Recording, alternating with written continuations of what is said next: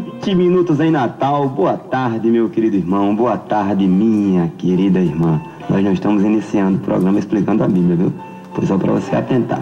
Vamos lá, vamos ligar para o nosso querido irmão Canindé. Eu queria saber dele que teve pelo menos 100 ligações. Vamos baixar esse número. Essa meta está muito baixa. Todo mundo ligando para o irmão Canindé. 8881-4748. Ele está passando por um processo de enfermidade, um câncer com metástase, já bastante invasivo já, e agressivo também.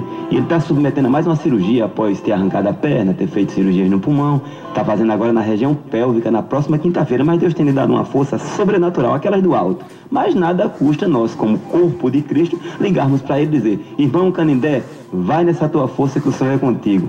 8881-4748. 8881-4748. Meus irmãos, leiamos então os 4 primeiros versículos, onde diz assim. Lembro que vamos trabalhar com a tradução brasileira, viu? Diz assim: tendo José entrado, deu notícia a Faraó, dizendo: meu pai e meus irmãos, com os seus rebanhos e gados, e tudo que tem, são vindos da terra de Canaã, e eis que estão na terra de Gósen. Tomou 5 homens dentre seus irmãos e apresentou-os a Faraó. Então Faraó perguntou aos irmãos de José: que ocupação é a vossa? Responderam-lhe: os teus servos somos pastores de ovelhas, tanto nós como nossos pais. Disseram mais a Faraó: somos vindos para peregrinar nesta terra, porque não há pasto para os rebanhos dos teus servos, sendo grave a fome na terra de Canaã. Agora, pois, rogamos-te, permitas que os teus servos habitem na terra de Gósen. Irmãos, José havia sido autorizado pelo faraó a trazer seus familiares ao Egito. Isso foi fato, é fato, né? Quando eles chegaram, José foi dar a nova ao faraó. Seu pai, juntamente com seus irmãos e demais familiares, haviam chegado com todos os seus pertences.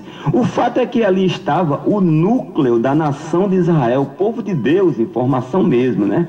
E eles se instalariam na terra de Gósen, que era um território localizado no coração do delta do Nilo, uma região reservada para aquele fim. Eu tenho certeza que Deus havia reservado para aquele fim, uma vez que ela era bem irrigada, com pastagens em abundância, de forma que aqueles pastores poderiam se estabelecer tranquilamente. E o faraó havia garantido o que havia de melhor para o povo de José. E a gente viu no capítulo anterior, através do pastor Rubem Varela, a estratégia que José usou quando ele orientou seus irmãos para fazer o faraó se lembrar da palavra empenhada. Digam ao faraó que são criadores, pois os egípcios abominam a profissão de pastor de ovelhas, né? Assim o faraó daria a terra que melhor se encaixava nessa finalidade, promessa sua, e os israelitas ficariam separados dos egípcios, sem mistura.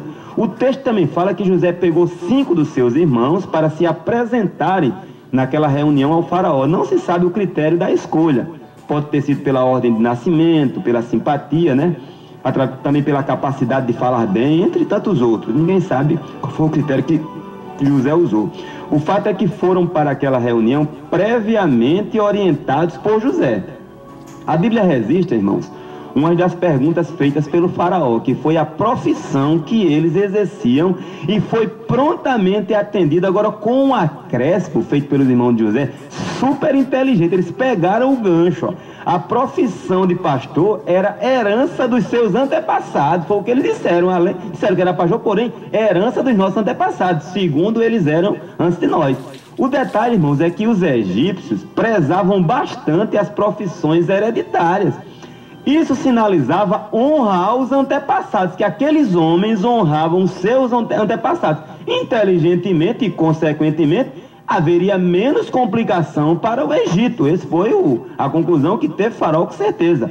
Ou seja, bons filhos que eles são, serão bons vizinhos, vão habitar aí, serão bons estrangeiros na minha terra, né? Em seguida, os irmãos de José fizeram uma síntese das motivações que levaram eles ao Egito, que foi o ressecamento dos pastos para o rebanho e a fome. E eles estavam falando, irmãos, que eram homens de bem com essa conversa deles, trabalhadores, e que o faraó poderia permanecer tranquilo, pois não trariam complicações para o reino. Observemos que o faraó é tratado com bastante respeito e que as palavras dos irmãos de José não são duvidadas por ele. Faraó estava apenas fazendo por respeito a José? Não, não senhor. Havia veracidade expressa em cada movimento dos irmãos de José, não tenhamos dúvida. Os faraós, eles eram perceptivos e maliciosos também. Por outro lado, naquela situação, os irmãos de José teriam que andar pianinho, pisando em ovos, principalmente por estarem diante de uma autoridade que era a maior do mundo. Uma aplicação: as leis do Evangelho da Bíblia, elas são infinitamente superiores às leis dos homens. Você sabe disso, eu também sei, isso é verdade. Mas não deve isso me estimular a anarquia por alguma lei que porventura eu desacorde dela, ou que a Bíblia seja contrária a essa lei, tudo bem, mas isso não me estimula a anarquia, aos movimentos rebeldes, ainda que esses movimentos sejam maquiados de uma boa causa. Barrabás, ele estava preso porque se envolveu em um motim onde um homem havia sido morto. Ele não se submetia ao jugo romano. A recomendação bíblica neotestamentária e veterotestamentária também é orarmos e reconhecermos na autoridade a vontade de Deus, pois toda autoridade é constituída pelo Senhor. Meu irmão, uma autoridade ilegítima, tirana, opressora, praticante da forma de governo injusta e exploradora, não ficará impune. É possível que gente tenha tremido por dentro agora, viu? Outro detalhe que os irmãos de José apresentaram foi que eles eram apenas peregrinos, não tinham intenção de serem naturalizados egípcios. Certamente eles contavam com um retorno rápido, né? Assim que as chuvas normalizassem. Mas as circunstâncias, meu irmão, fizeram eles amargar um longo período de 4 séculos, e grande parte desse período sob regime de escravidão. Deus havia falado. Por último, eles pediram permissão para habitarem na terra de Gósen. Olha, meu irmão, essa parte aí não estava no script elaborado por José, não. Esse pedido, né? Eles colocaram os pés na frente das mãos, ou a carroça na frente dos bois.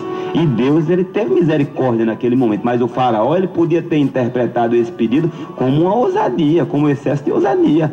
O versículo 5 e 6 falam assim: disse Faraó a José: teu pai e teus irmãos vieram a ti. A terra do Egito está diante de ti. Isso após a reunião com os irmãos de José, né? A terra do Egito está diante de ti. No melhor da terra faze habitar a teu pai e a teus irmãos. Habitem eles na terra de Gósen.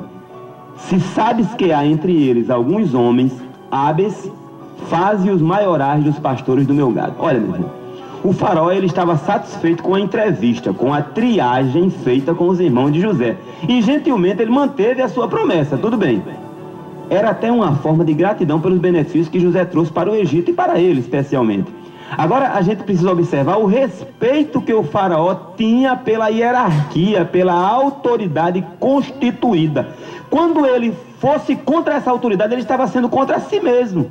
Quando eu vou contra a professora do meu filho, irmão, eu estou contra uma autoridade. Quando eu vou me impor com meu filho, como? Cadê a moral? Se eu trabalhei para que ele fosse contrário a uma autoridade.